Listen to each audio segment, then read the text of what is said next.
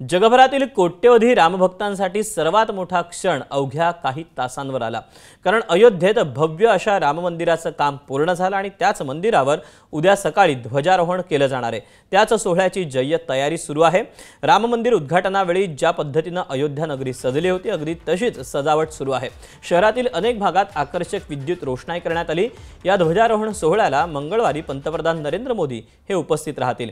आज संध्याकाळी सरसंघचालक मोहन भागवत हे देखील अयोध्येत दाखल होतील। याच पार्श्वभूमीवर अयोध्या नगरीत मोठा बंदोबस्त तैनात करण्यात आला। देशभरातून अनेक भाविक अयोध्या नगरीत दाखल होतात। मंदिरांमध्ये देखील याच सोहळ्यासाठी जोरदार तयारी सुरू आहे। उद्याचा हा संपूर्ण कार्यक्रम कसा असेल याची माहिती देते माझी सहकारी ज्ञानदा कदम।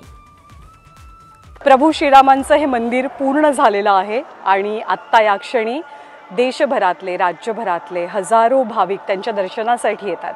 उद्याचा दिवस विशेष महत्त्वाचा आहे। 25 जानेवारी 2025 चा एक दिवस श्रीरामांच्या भक्तांच्या मनात कोरला गेलाय। तो आहे 22 जानेवारी 2025 चा, 22 जानेवारी 2024 चा आणि आता 25 नोव्हेंबर 2025 चा। 22 जानेवारीला याच मंदिरामध्ये रामललांची प्रतिष्ठापना करण्यात आली आणि आता 25 नोव्हेंबर 2025 ला मंदिर पूर्ण झालेलं आहे आणि समोर जो उंच शिखर दिसतंय, जो कळस दिसतोय, त्याच्यावरती धर्म पताका फडकवली जाणार आहे। भगवा ध्वज जेव्हा फडकवला जाईल तेव्हा अर्थातच प्रत्येक रामभक्ताच्या मनामध्ये सकारात्मक ऊर्जा निर्माण होणार आहे। पंतप्रधान नरेंद्र मोदी यांच्या हस्ते हा कार्यक्रम संपन्न होईल आणि सजलेली अयोध्या नगरी प्रचंड मोठा बंदोबस्त आहे। आणि आणखी एक वैशिष्ट्य मी सांगते, हा परकोटा पूर्ण झालेला आहे। इथे एकूण 7 मंदिर आहेत। हनुमानाचं मंदिर आहे, शेषावतार म्हणजे लक्ष्मणाचं मंदिर आहे, शंकराचं मंदिर आहे, गणपतीचं मंदिर आहे, भगवती देवीचं मंदिर आहे, अन्नपूर्णेचं मंदिर आहे।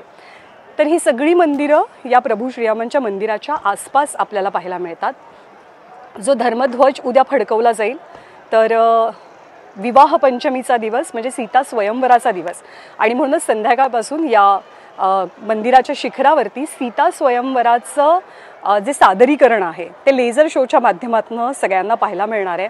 हे सुंदर दृश्य, हे खास दृश्य पहिल्यांदा तुम्ही एबीपी माझावर पाहताय।